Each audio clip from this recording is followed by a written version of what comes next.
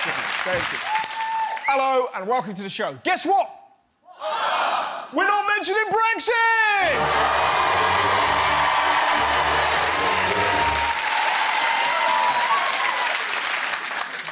It's been a long 13 weeks.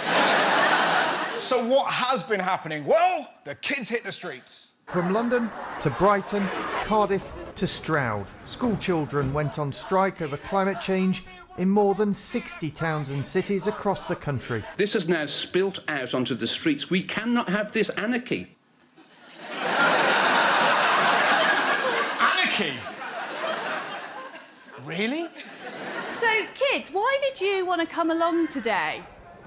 So we can save the world and save polar bears. Anarchy! That witch wants to save polar bears! And she wasn't the only one. Look at this senseless criminal. She's gently stroking a pony. It's not anarchy, it's young people engaging in politics. And what blew my mind, rather than praising them, the Prime Minister had a pop. Theresa May criticised children protesting against climate change. And how did the kids reply?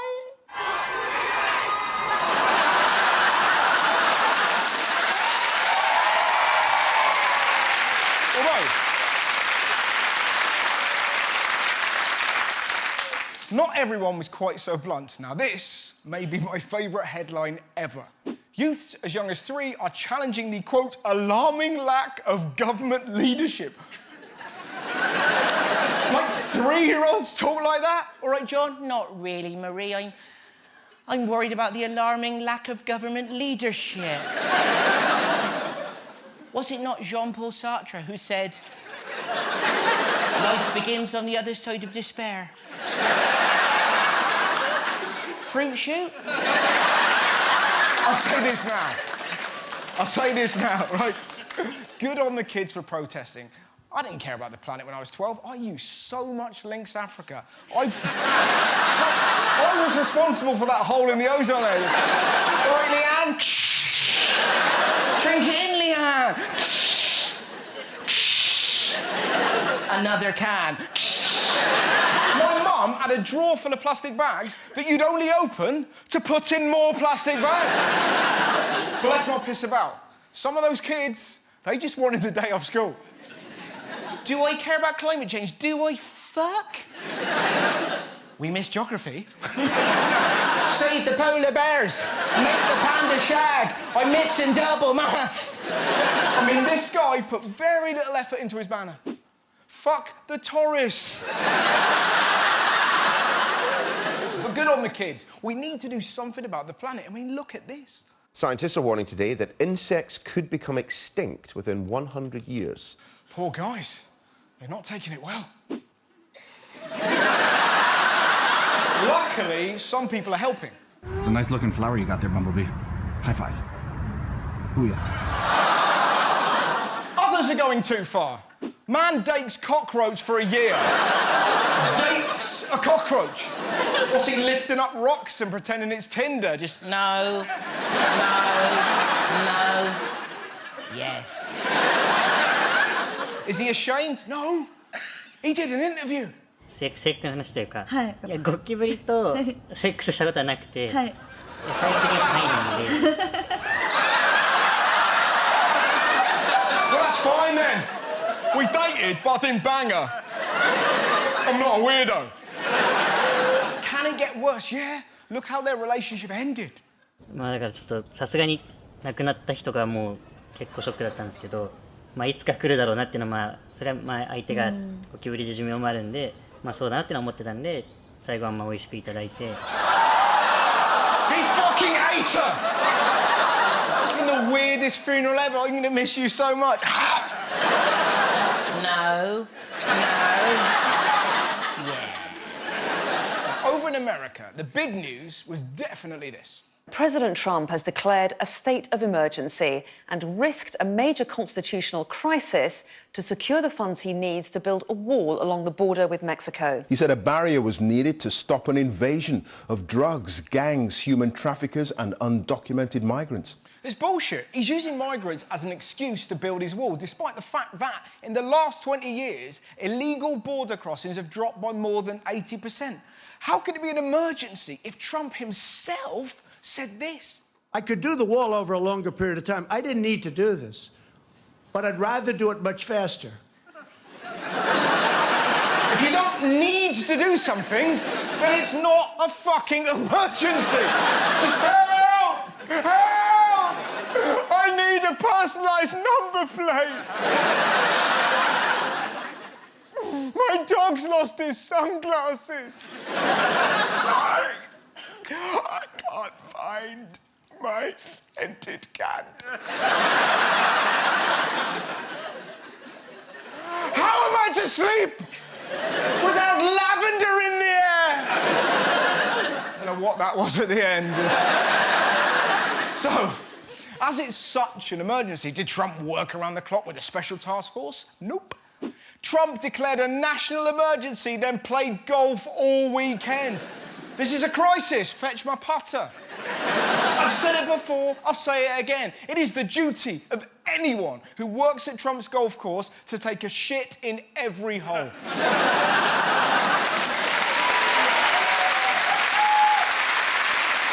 He's a lunatic, man.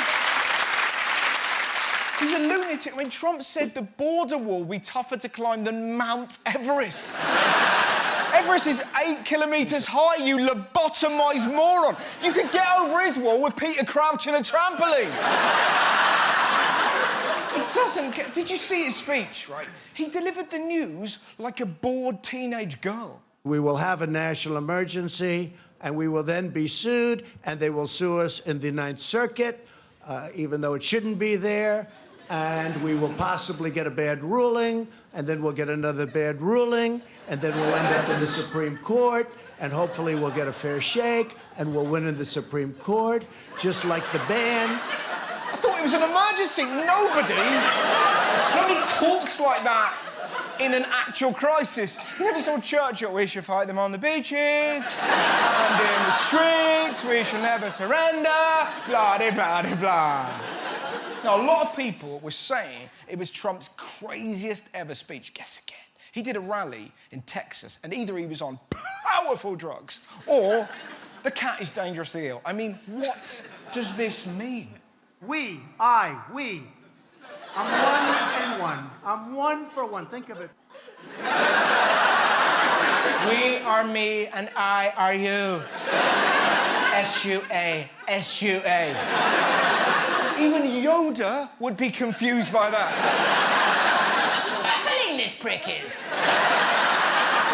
He then did a rambling impression of one of his rivals.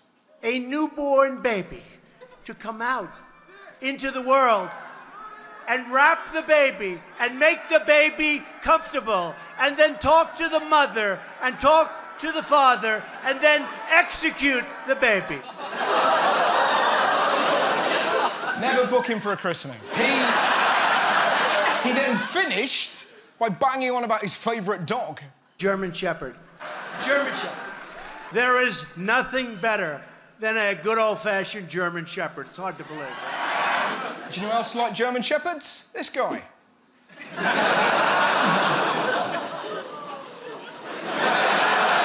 I'm just saying, Hitler and Trump both like German Shepherds. Now, back in Britain. It's like you were making your mind up. The more I hear about this Hitler, I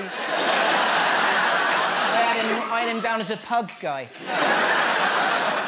Just pugs like, what? It's just, no. Actually, feel a bit sorry for the German Shepherd there, because he's just, I didn't ask to be with him. But he does give me treats. Back in Britain. Did you see what happened in Salisbury? A Russian flag has appeared briefly on scaffolding outside Salisbury Cathedral. It was spotted by workers early this morning, but has since been removed. John Glenn, the city's MP, called it a stupid stunt in light of last year's Novichok attack in the city.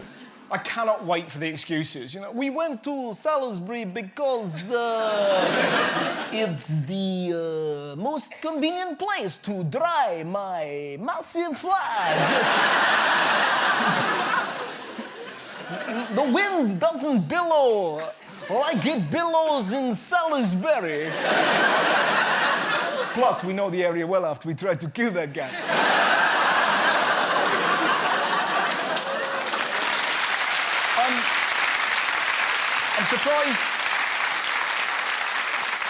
I'm surprised they took it down. Do you know what I mean? Just the scaffolders. I ain't touching that. Be covered in Novichok. Oi, work experience. Oh, for fuck's sake. Get out there with the tourists, you idiot. Apparently, police don't know who did it. Oh, I have a clue.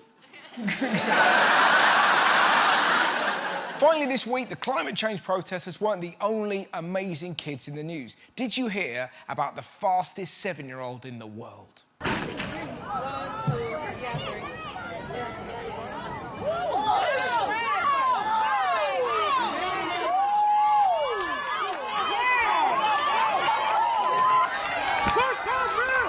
He's amazing. He's 7. He ran it in 13.48 seconds.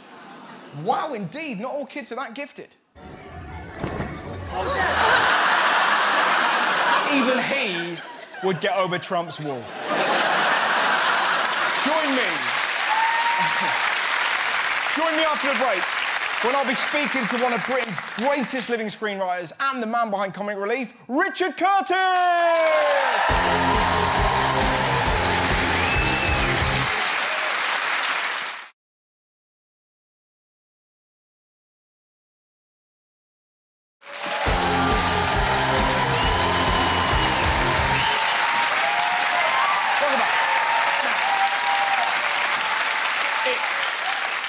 It must be exhausting being a woman. I read a thing the other day that absolutely broke me. Do you know, 85% of young women in the UK have been sexually harassed in public places. I was speaking to some female mates. I didn't realise how much effort goes into staying safe after a night out. When a man's walking home, he's thinking kebab, FIFA, wank.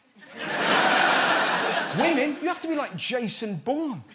You're in the middle of the road, keys between your fingers, crossing the road in case you're being followed, memorising number plates, phone out of your pocket but not so much that somebody can see it, sharing your Uber status with friends, checking Google Maps, creating backstories. It's my boyfriend. What you doing? At home lifting weights? Yeah. Thinking about killing again? Yeah. See you in a bit, you mad Bob. What, you going to meet us outside with a hammer? Yeah, right. Not you. Bye, Conor McGregor. Bye. It's my boyfriend, Conor McGregor. He's having a party with The Rock. It must be exhausting. You're being beeped at, whistled at, groped, followed, catcalled, rubbed up against. People telling you to smile all the fucking time. If you lose your temper, what do these pricks say? You can't even talk to them. Yes, you can. But there's a difference between hello and oi!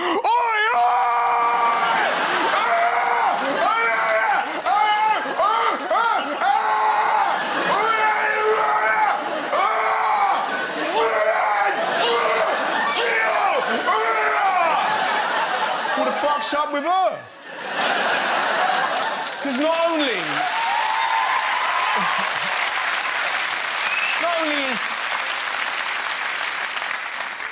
is it aggressive, degrading and humiliating, crucially, it doesn't work.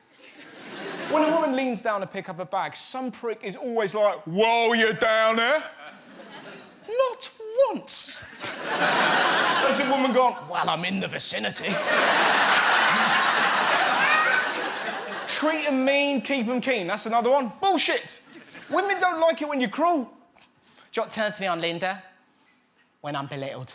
Oh, he come in the other day, said you've got cankles in the brain like a sparrow. Well, I needed a mop.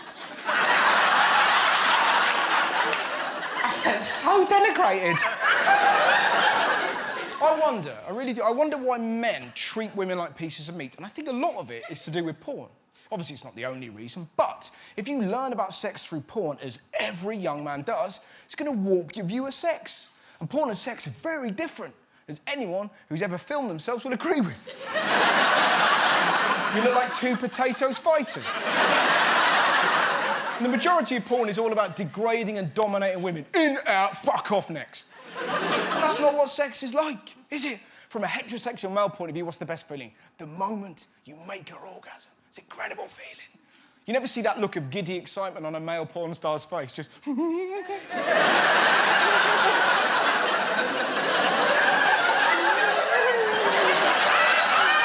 It's amazing.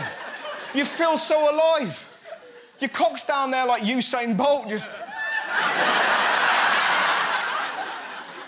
But we don't see that. Instead, porn is getting nastier and freakier and creepier. Did you know that people are now into fidget spinner porn? Tentacle porn is very much a real thing. I mean, Christ, incest is the fastest growing trend in porn. What the sweet merry piss. I have never been with a girl and gone, listen, you couldn't dress up as my auntie, could you?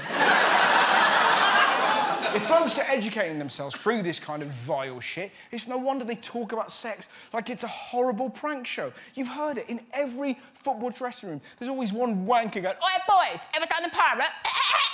Ever done a strawberry cheesecake? Ever done a dirty Sanchez, boys? What you do, right? You shove your thumb up her bum, right? And you give her a poo moustache. And you're like, no!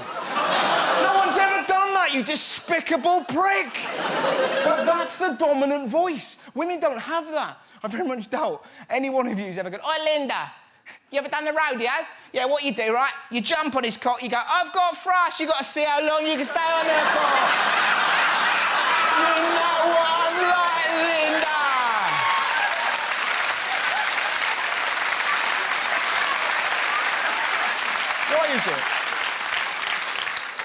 Why is it always nasty? Just once, wouldn't you love to see a bloke go, "Oi, boys, ever done a penguin? What's that? Bang her till she waddles." No, you mate for life. Yeah, right, like, she goes out of work and you look after the kids. It's good for you, it's good for us. Sort of co-parenting, in a sense.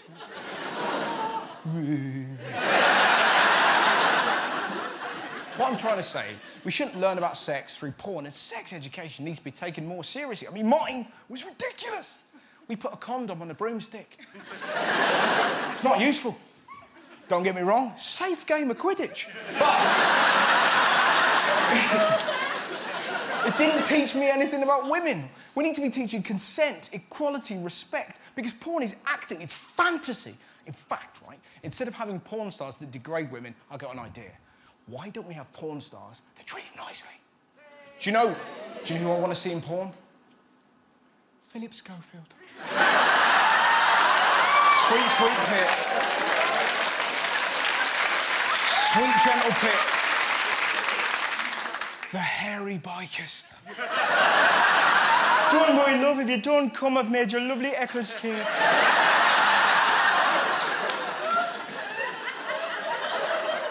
Josh Widdicombe, does it get more lovely?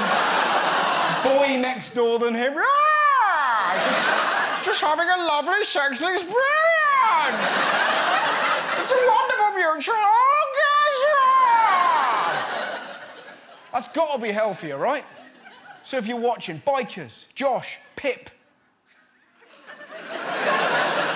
do your bit. Pull down your pants and show the kids how it's done.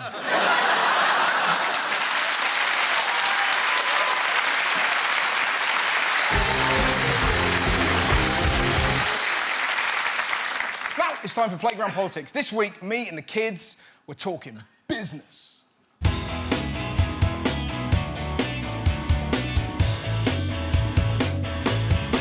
What is the quickest way to make £1 million? You have to get money from the bank. Yes. Or steal money. So the quickest way to make money is to steal it. Yes. Because Donald Trump's dad lent him $1 million to start a business. If I was to give you $1 million, what business would you start? I would do Google. You'd start Google. Why can't you be a teacher? Why would I? Wow. I would be the best rock star in the whole universe. Well, I think that's only a matter of time. I think you're going to be a rock star. Yep. I can see you in a big stadium, just. Looks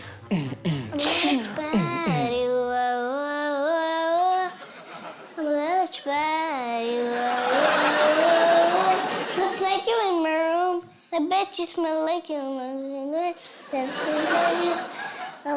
As known as a super kiss. What I like about that, it's a bit like Kendrick Lamar. It's for us to interpret what it means. What would the business be? A cardboard box making company that throws cardboard boxes in people's faces until they die. No, actually, a therapist company. Wow. Maybe a new house or something. A new house, okay, and how about you? I will give that house to some people that can't walk. What if they can't stop farting?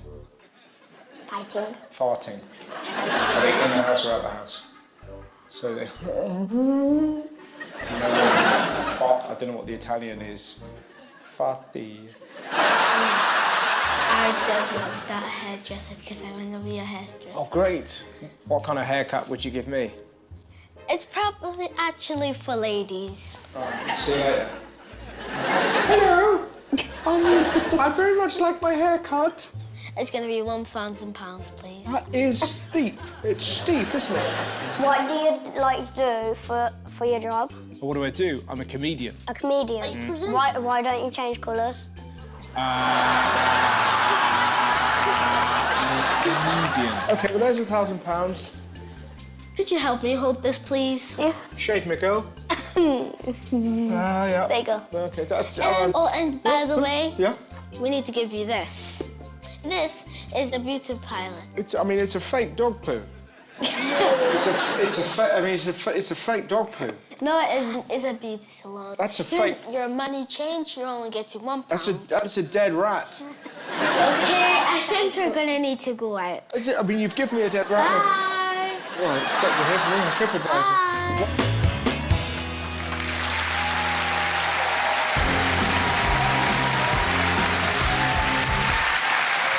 My guest this week is responsible for some of the most iconic moments of British TV and film ever. Richard Curtis is a writer, producer and director whose TV work includes Blackadder, Mr Bean and The Vicar of Dibley. Whilst on film, he's given us 4 Weddings and a Funeral, Notting Hill, About Time, Bridget Jones and Love Actually. And as if that's not enough, he's raised over £1 billion to help fight poverty as co-founder of Comic Relief. Ladies and gentlemen, please welcome Richard Curtis!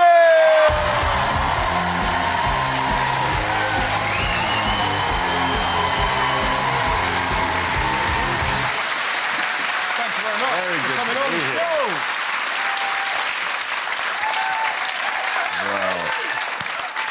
I tell you what, we don't get many whoops. Are you regularly whooped at when you arrive? No. How did it feel to be I'm whooped? shouted at. Oh, OK. Enough. I can't imagine people lose their temper with you. My girlfriend seems to feel that whenever I come home, I've been away too long and it's my job to do some work. So I'm almost always in trouble instantly. OK. And then she remembers that she likes me, but it takes about an hour and a half. Now, thank you so much for coming on the show. It's I'm an really glad to absolute be here. pleasure. It really is. I'm very delighted to be here, because I like you. Oh, that's handy. That's good. Yeah. Otherwise, it would have been awkward. So, what can we look forward to this year, Comic Relief? Look, it's going to be an amazing show. There are more great hosts and presenters than there've ever been before. There's this thing that we've done on 4 Weddings, which I hope will be good.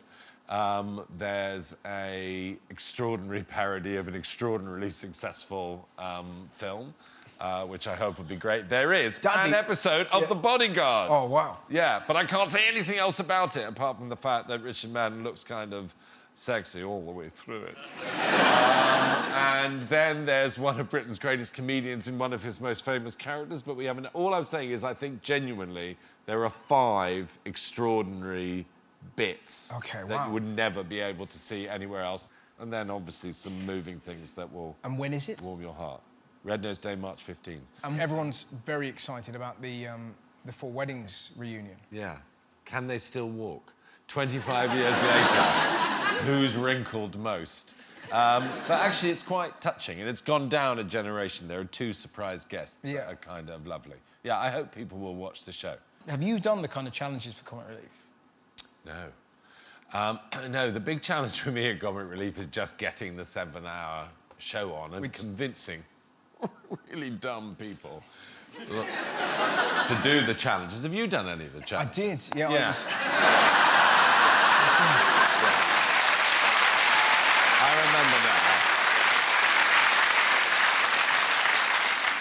I loved it though. Yeah. I genuinely, we cycled from John O'Groats to Land's End.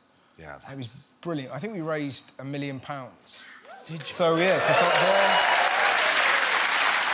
I thought it's still a miracle. It's still a miracle to me, the way that Comic Relief can raise that. I've just got this theory that if you open the door to allow people to do good things or the right thing a little bit easier, almost everyone charges through. I think you're right. It's a great joy to me.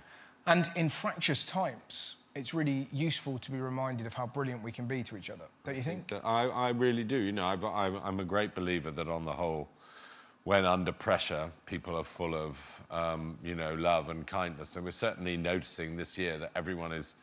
We're not ringing up anybody and then saying no because of Brexit. I don't think I'll do Comic Relief. The other thing that I was fascinated about is, I'm not sure if this is true, but I read that you started Comic Relief because Comic Relief came about because you fancied a girl. I mean, look, that would be...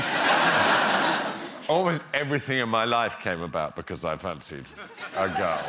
But it's not quite true. What happened was I was having dinner and there was a girl and she was going, this is 1985 or something, she ran a charity and was going to South Sudan to have a look at the situation there. Yeah. And something stirred inside me. But I think it was my conscience. And so she and I said, look, I'll come with you. And then, you know, small tent, hot night. And... Is that how you come up with the idea for Red Nose? And then what happened was we went to Save the Children, I remember, in Camberwell, and they said, look, what a waste, 2 young people like you go to the same country. So she went to Sudan and I went to Ethiopia for 6 weeks on my own with people from Oxfam with huge beards who would only talk about agriculture. So I didn't get nothing, but I did then, you know, see things that no human being should suffer. Where are you in your life in what's 1985? What have you... I'd never done one thing for charity. But are we post-Blackadder? Middle of Blackadder. Middle of Blackadder. Yeah. So I knew about suffering from working on Blackadder. Oh, I mean, I'm huge fan. The world owes a debt of gratitude to Blackadder, but particularly our show. We have a thing that we do at the end. We always show a meaningful bit, and that was inspired by the moment that Blackadder went over the top. Genuinely, that moment. Because there's a real... I'm not sure... There's a real conversation in comedy at the minute that there's certain things you shouldn't joke about, whereas I believe you can joke about anything. And I think Blackadder is the perfect example of something as bleak as the First World War. You managed to breathe humour and humanity into it. Yeah, we did a lot of research, and actually the First World War was quite funny at first. Yeah. Obviously, it became less funny later. But, you know, it was almost the first time that English society had met in the middle, and suddenly you had all people from all walks of life meeting each other as they trained and everything. Yeah, yeah. And there was something sort of comical about it. But then we knew the horror. But we kind of made a deal with ourselves that we'd only write the show if we were allowed to do this trick at the end. And rather sweetly, Ben Elton, who I wrote it with, his dad was a famous... G.R. Elton, wrote lots of famous history books. Oh, right. And he wrote to Ben after the first episode and just said, shame on you. Because he said, you can't joke about this. Really? Yeah. And then he wrote to him after the 6th episode and said, you're off the hook. Wow. Yeah. It's a big 6 weeks. Yeah. This is before the days of texts. And Ben said, fuck him. I mean, I'd have been in a similar position if my dad... the only complaints my dad would ever be is like, can you make it dirtier? Is that right? Oh, yeah, he loves filth, my dad. So yeah. odd. Last Christmas, my mum said to my dad, "Do you want to watch the final of X Factor?" And my dad said, "I'd rather shit in my hand and clap."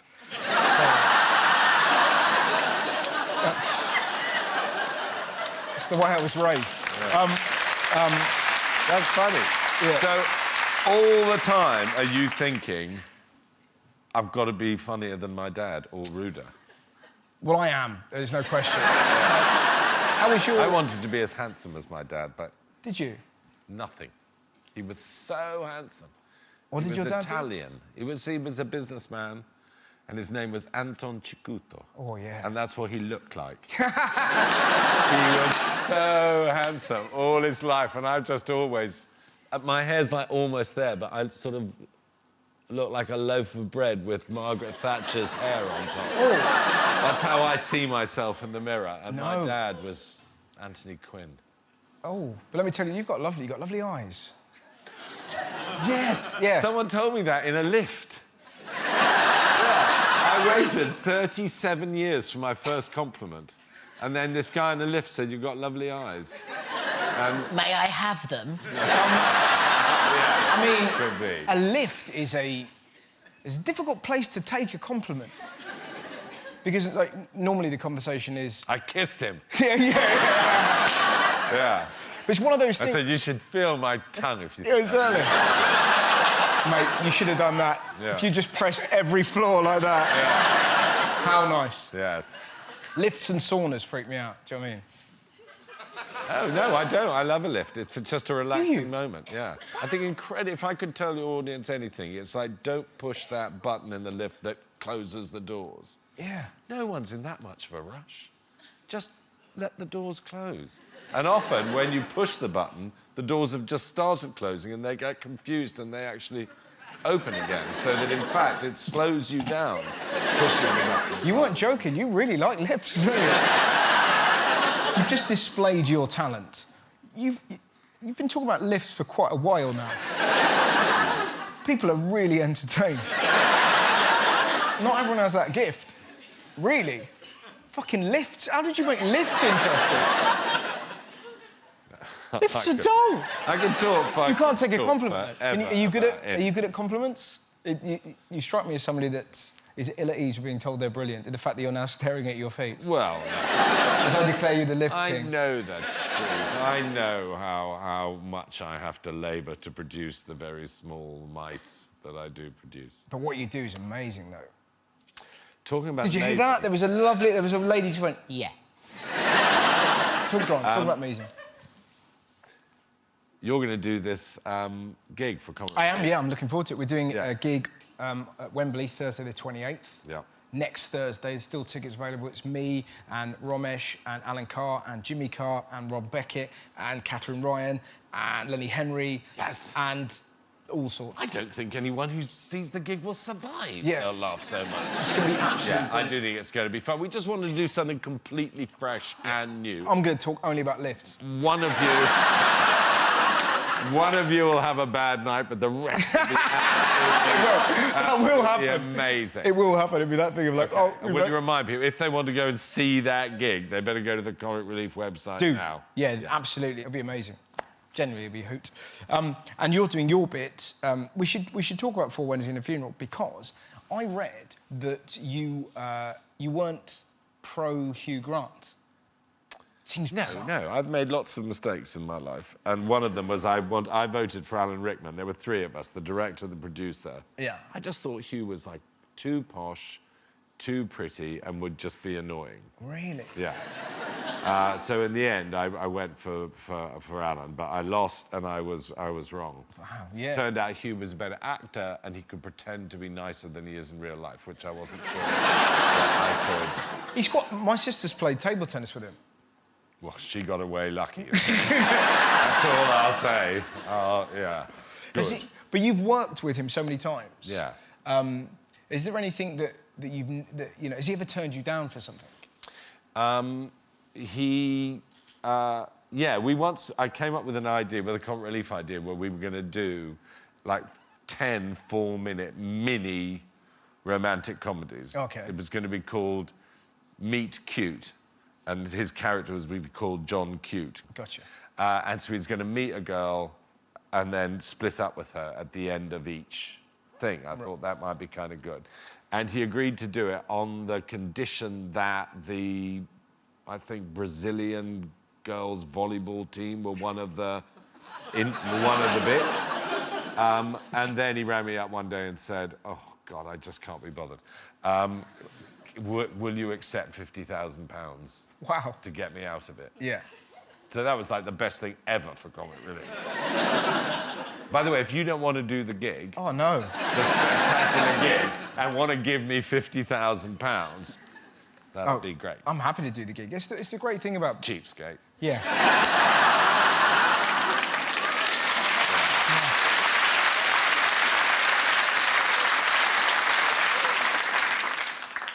I'm trying to think how... I could give money for every laugh I get. Yeah. All right, Madge. All right. Yeah. Vicious. That was such a good laugh. Do you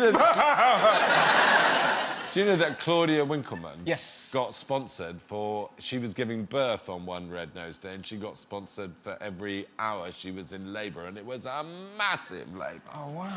Yeah, it was like 36 hours. We made a fortune that night. Yeah. So were you, like, ringing up the hospital?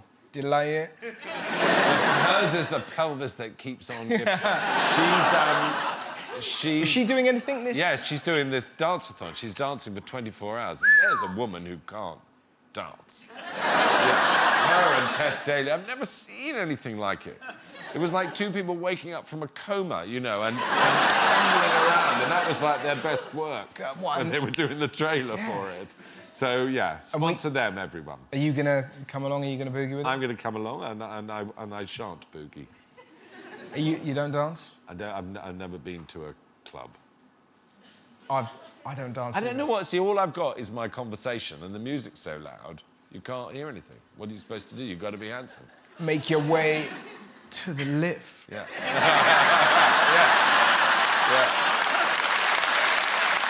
Ladies and gentlemen, please give us my guest, the wonderful Richard Curtis!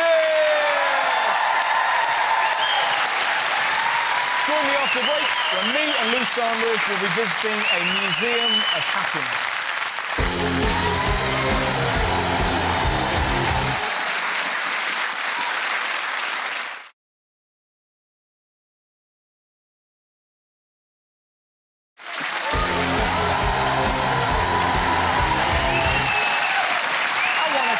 Welcome back. Next up, Live Forever. This week, me and the brilliant Lou Sanders went to find out what goes on at the Museum of Happiness.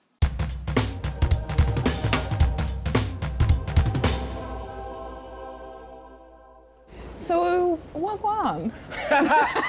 We are going to a place called the Museum of Happiness. Right. Should we go and see if we can make them miserable? Let's do our best. My name's Shamash. A very warm welcome to the Museum of Happiness. This is our Museum of Happiness community. Hello. Hello. I like Shamash. Oh, you can't not like Shamash. The Museum of Happiness is about taking the science of happiness, but making it kind of fun and playful and engaging. Science shows that, you know, when you're feeling happier, we actually live longer too. But it also leads to all sorts of other health benefits. Just to get started, it's nice if everyone kind of introduces themselves. So if you could just say something you're passionate about, what you do. Hi, my name's Kush Kanodia. I'm passionate about helping people. I'm a social entrepreneur, so I help a number of charities with a particular focus on disability. It's nice to be in a non-judgmental space. Yes. My name's Lou and I like eating.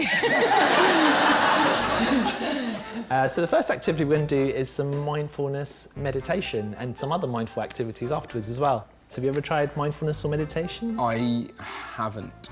I did a cacao breathwork ceremony in Thailand, but I think that may have sort of fronted as an orgy.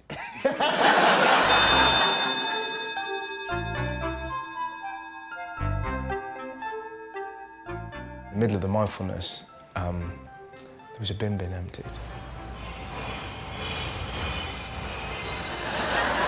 You've got to think of the bin as your negative thoughts. That's the way, yeah.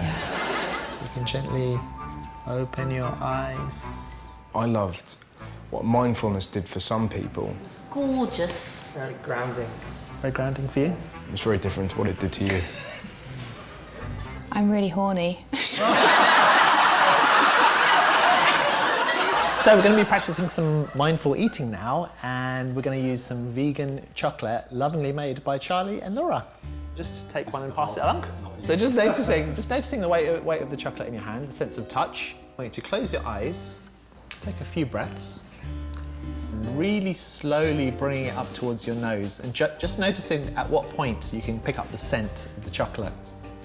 To be fair to all our different senses, we've done touch, we've done smell, so now we're going to do hearing. So just bring the chocolate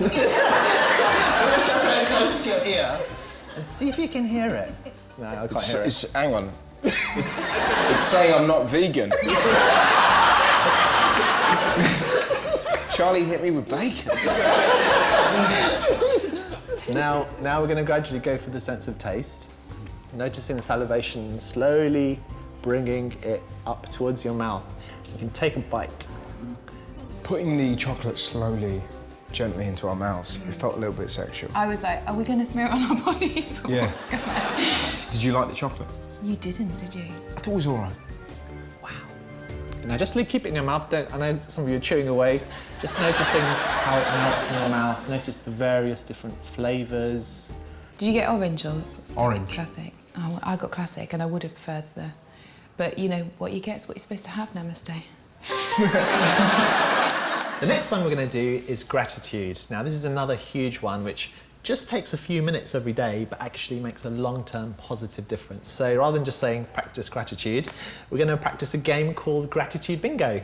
So what I'm going to do is give you a sheet of paper, and what I'm going to invite you to do is to actually think of 4 things that you're grateful for, and then have a go at doing a little drawing of that. Russell. Yeah. I'm going to put you on my gratitude lovely. list. Russell, are you going to put me on your gratitude?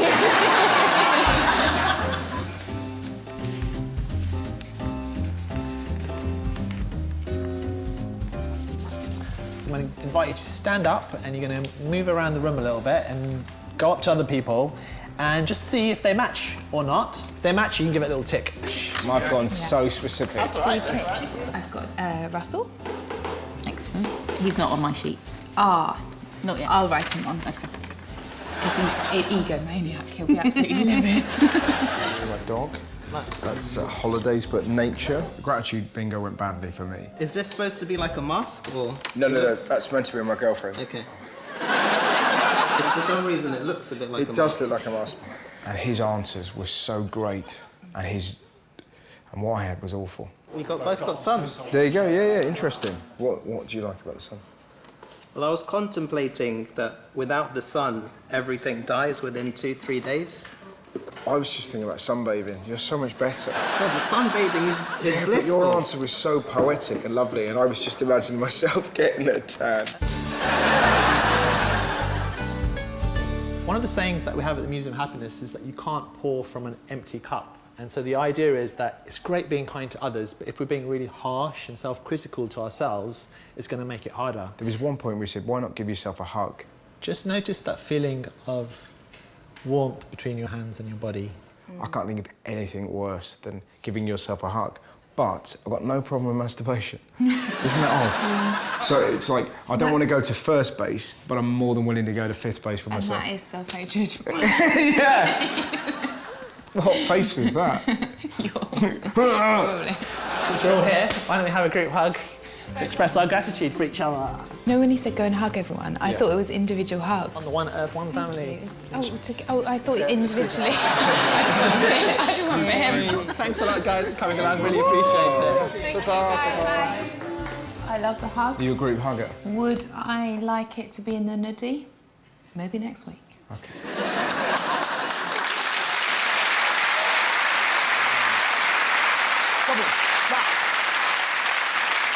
It's time for good deeds and an amazing scheme called Access Adventures that lets disabled people participate in extreme sports.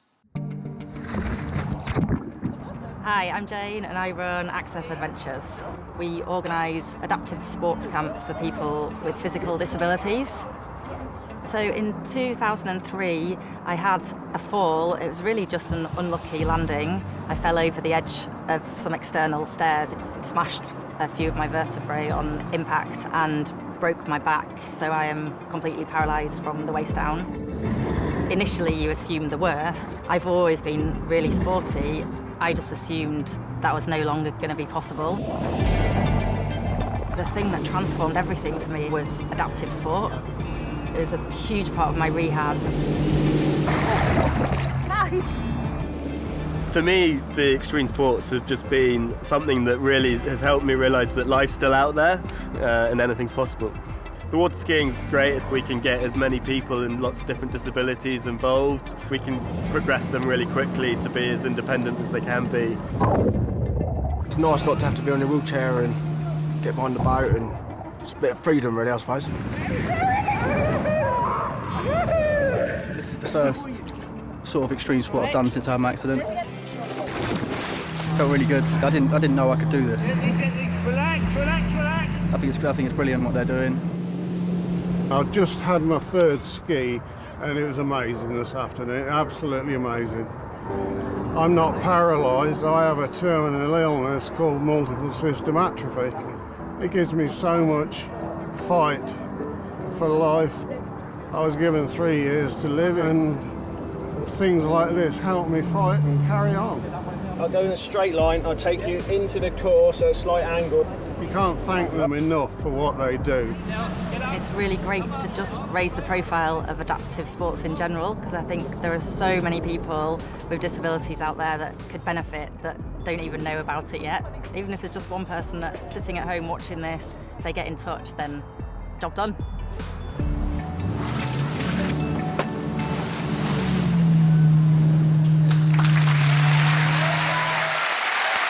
Job done indeed. Brilliant, brilliant.